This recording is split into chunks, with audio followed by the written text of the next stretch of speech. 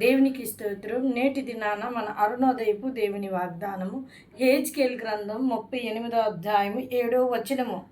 నీవు సిద్ధముగా ఉండుము, నీవు సిద్ధపడి నీతో కూడా కలిసిన సమూహమునంతటిని సిద్ధపరచుము. హల్లెలూయా. దేవుడు ఎంత గొప్ప వాగ్దానం ఇస్తున్నాడో. ఆయన రాకడ త్వరలోనే రాబోతా ఉందని అనేక మంది దైవ సేవకులు ఎలుగెత్తి చెప్తా ఉన్నారు. దేవుని లేఖం వివరిస్తూ ఉంది ఆయన త్వరగా వచ్చుచున్నాడని.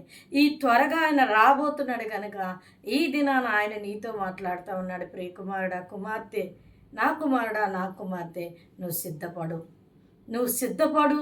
నా రాకడ సమీపం అవుతుంది, నువ్వు సిద్ధపడు. నీవు సిద్ధపడ్డమే కాకుండా నీకు ఇచ్చిన సమూహాన్ని అంతటిని కూడా సిద్ధపాటు చేయి. ఎందుకంటే నేను త్వరలోనే రాబోతా ఉన్నాను. ఆ రాబోయినప్పుడు నిన్ను, నీ సమూహాన్ని నేను తీసుకొని వెళ్తాను, ఎత్తబాడు గుంపులో నిన్ను ఉంచుతానని దేవుడు ఈ దినాన నీకు వాగ్దానం ఇస్తున్నారు. ఆయన నీతో మాట్లాడుతూ ఉన్నారు కనుక నువ్వు సిద్ధపడు. ఇంతవరకు ఒకవేళ సిద్ధపాటు నీ హృదయంలో లేదేమో, నేను వెళ్ళిపోతానులే అన్న ఒక ఆలోచన ఉందేమో, లేకపోతే ఒక నిర్లక్ష్యం ఉందేమో, ఈరోజు ఖచ్చితంగా దేవుడు నీతో మాట్లాడుతూ ఉన్నాడు. నువ్వు సిద్ధపడి నీకు ఇచ్చిన సమూహాన్ని అంతటినీ కూడా నువ్వు సిద్ధపరిస్తే ఆయన ఇదిగో త్వరగా రాబోతున్నాడు.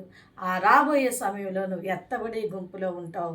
దేవునితో నువ్వు ఎత్తబడి మళ్ళా 1000 ఏండ్ల పరిపాలనలో ఆయనతో నీవు కూర్చుండబోతా ఉన్నావు. హల్లెలూయా.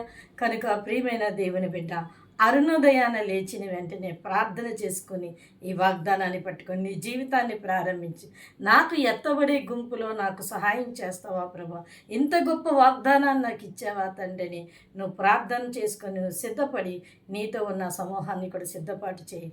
దేవుడు నిన్ను ఆశీర్వదించి బలపరిచి దీవిస్తారు. ఆమేన్.